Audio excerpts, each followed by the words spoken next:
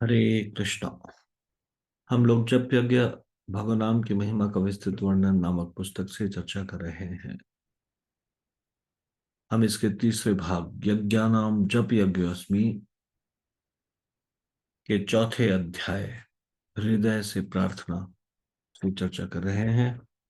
तो पिछले कल हमने चर्चा की गुरु से प्रार्थना। आज हम चर्चा करेंगे श्री चैतन्य महाप्रभु के अनुयायियों से प्रार्थना, चैतन्य महाप्रभु का स्मरण। जप करने के पूर्व श्री चैतन्य महाप्रभु के प्रमुख अनुयायी षड गोस्वामी गणों से प्रार्थना करनी चाहिए, क्योंकि श्री कृष्णदास कविराज कहते हैं, एछाई गोसाई करे चरण वंदन, जहां है ते विघ्न नाश अभीष्ट पूरण। अर्थात एछाई गोसाई करे चरण वंदन, इन छह गोस्वामियों के चरणों की वंदना करनी चाहिए।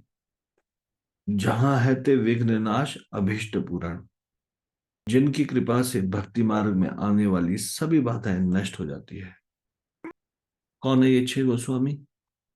श्री सनातन गोस्वामी, श्री रूप गोस्वामी, श्री जीव गोस्वामी, रघुनाथ दास गोस्वामी, रघुनाथ भट्ट गोस्वामी और गोपाल भट्ट गोस्वामी। छह गोस्वामियों का स्मरण करना चाहिए, उनसे प्रार्थना करनी चाहिए जप करने से पूर्व। तो जो हम षड गोस्वामी अष्टकम पढ़ते हैं, जो हम क्षमा कीजिए, जो हम मंगलाचरण सुबह पढ़ते हैं, उसमें सबसे पहले हम गुरु प्रणाम पढ़ते हैं। ओम अज्ञान तिमिरान्धस्य ज्ञानांजन शलाकया चक्षुरुन्मीलितं येन तस्मै श्री गुरुवे नमः। फिर छह गोस्वामियों में जो अग्रणी है रूप गोस्वामी, क्योंकि जितने गौड़ीय वैष्णव है वो रूपानुग कहलाते हैं, तो रूप गोस्वामी का प्रणाम मंत्र पढ़ते हैं। श्री चैतन्य मनोभीष्टम स्थापितम येन भूतले स्वयं रूप कदा मह्यम ददाति स्वदान्ति। ये रूप गोस्वामी को प्रणाम का प्रणाम मंत्र है। और उसके बाद फिर हम सपरिकर श्री हरि गुरु वैष्णव वंदन, ये हम पढ़ते हैं। वंदे हम श्री गुरु श्रीयुत पद कमलम श्री गुरुन वैष्णवांश। इसमें सभी के लिए प्रणाम है। इस प्रार्थना में मैं अपने गुरु के चरण कमलों को तथा समस्त वैष्णवों के चरणों को नमस्कार करता हूं। और फिर श्री रूपम सागर जातम सहगण रघुनाथान्वितम तम सजीवम। मैं श्री रूप गोस्वामी और उनके अग्रज स अग्रजातम सहगण रघुनाथान्वितम और उनके साथ रघुनाथ दास, रघुनाथ भट्ट, गोपाल भट्ट एवं जीव गोस्वामी के चरणों को सादर नमस्कार करता हूं। तो इसमें षड गोस्वामियों के चरणों में आप प्रणाम निवेदन कर रहे हैं, इस भावना के साथ इसको पढ़ना चाहिए। और फिर उसके बाद भगवान कृष्ण चैतन्य और उनके पार्षद नित्यानंद जी और अद्वैत आचार्य जी, गदाधर, श्रीवास और अन्य पार्षदों को भी मैं सादर प्रणाम करता हूं। और उसके बाद श्री राधा कृष्ण पादान सहगण ललिता श्री विशाखान्वितांश। मैं श्रीमती राधा रानी तथा श्री कृष्ण को श्री ललिता तथा श्री विशाखा सखियों सहित नमस्कार करता हूँ। ये जो प्रार्थना है, इसमें सारे के सारे इंक्लूड होते हैं। गुरु, सारे वैष्णव, रूप गोस्वामी, उनके अग्रज सनातन गोस्वामी और उनके अलावा रघुनाथ दास गोस्वामी, रघुनाथ भट्ट गोस्वामी, गोपाल भट्ट गोस्वामी और जीव गोस्वामी।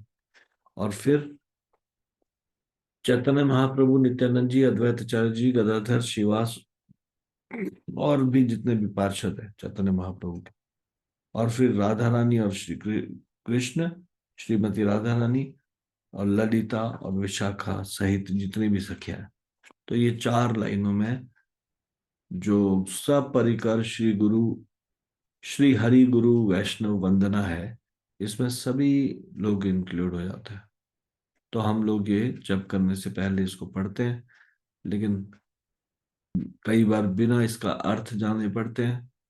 तो अभी आपको इसका अर्थ पता चल गया है। जब इस प्रार्थना को पढ़े तो एकदम से हाथ जोड़कर प्रार्थना पूर्वक आशीर्वाद मांगने के भाव से इसको पढ़ना चाहिए जप करने से पूर्व। तो ये मंगलाचरण मैं एक दिन पहले भी आपको बताया था कि अगर तो मंगलाचरण आप शुरू में पढ़ लेते हैं तो सबसे बेस्ट है जप करने से पहले। अगर नहीं पढ़ पाते तो जब सब लोग मंगलाचरण पढ़ रहे हैं उस समय आपको मंगलाचरण पढ़ना चाहिए। हम्म, यदि आपने सुबह पढ़ लिया एक बार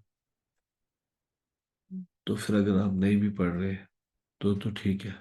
अन्यथा जब वो विश्राम देके ये सुबह जो मंगलाचरण की प्रार्थना है उसको ध्यान से पढ़ना चाहिए। हम्म, ये इतनी महत्वपूर्ण है। तो चैतन्य महाप्रभु और उनके अनुयायियों को याद करना ये बड़ा महत्वपूर्ण है। कृष्णदास कविराज जी बता रहे हैं कि जो ये छह गोस्वामी है, इनके आशीर्वाद से, इनकी कृपा से, इनको स्मरण करने से, इनके चरणों की वंदना करने से, इनको प्रणाम करने से भक्ति मार्ग में आने वाली सभी बाधाएं दूर हो जाती हैं। तो आज हम यहीं तक चर्चा करेंगे। इससे आगे की चर्चा हम कल करेंगे। श्री जप यज्ञ की जय, श्री हरिनाम संकीर्तन की जय, श्री राम प्रभु की जय, शिल प्रभुपाद की जय। निताई गौर प्रेमानंदे। हरि हरि बोल।